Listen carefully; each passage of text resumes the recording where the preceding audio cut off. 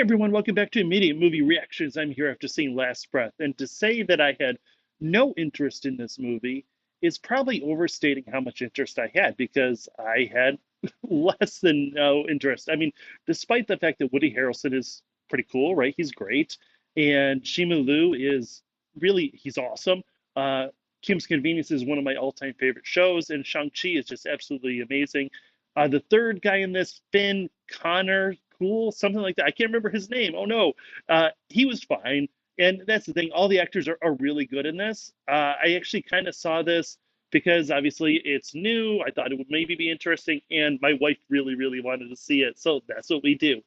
And I have to say, I fucking love this movie. I thought it was fantastic. I complain a lot about how the movies aren't big enough. They're not cinematic enough. If you're asking for 15, 20 bucks for a movie ticket, then give us something that is huge. And this is just that.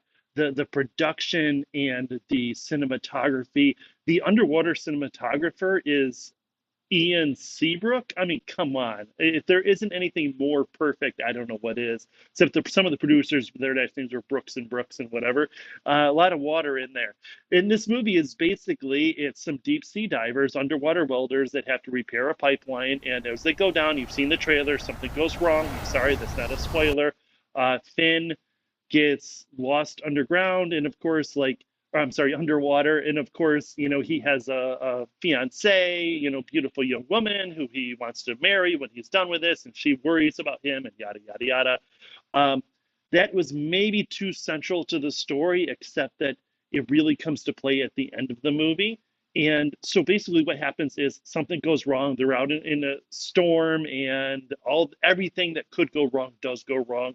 He gets trapped down there, and I will tell you, as much as I enjoyed the cinematic effects of this movie, as much as I felt like just the way it was filmed, there was switch between because this was a documentary at one point as well. It's based on a true story, so it switched between like a 35 mil film to the actual, like a digital cinema. It was absolutely beautiful. The sound design is great. But what is really cool about it is the way they film those scenes underwater, the way they show the preparation. I mean, it's almost like Top Gun when you see them suiting up and all that.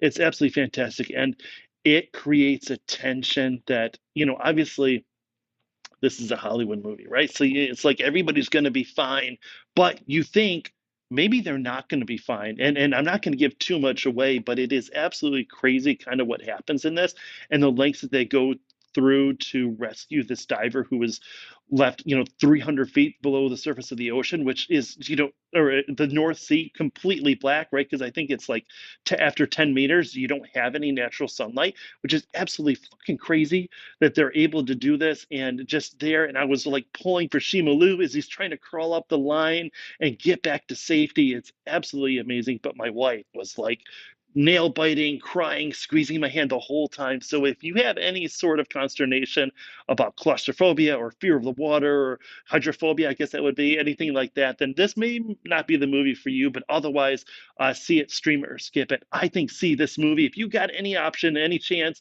to see this movie, this is great. It's going to be kind of like if you remember Gravity with Sandra Bullock and George Clooney, which is a movie that I remember seeing in the theater and thinking, "Holy shit, this is like mind bending. Like this is a new visual medium."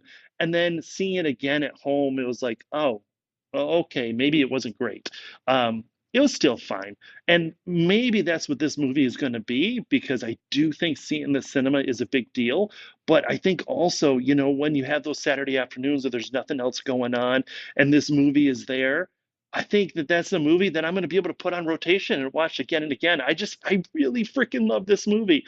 It was so great. It's just unexpected. So, anyways, see it, stream it, or skip it. I already said it, but see it and actually hit the like, share, and subscribe and all that stuff for me, please. I do appreciate it. I appreciate you all, and I will see you after the next movie.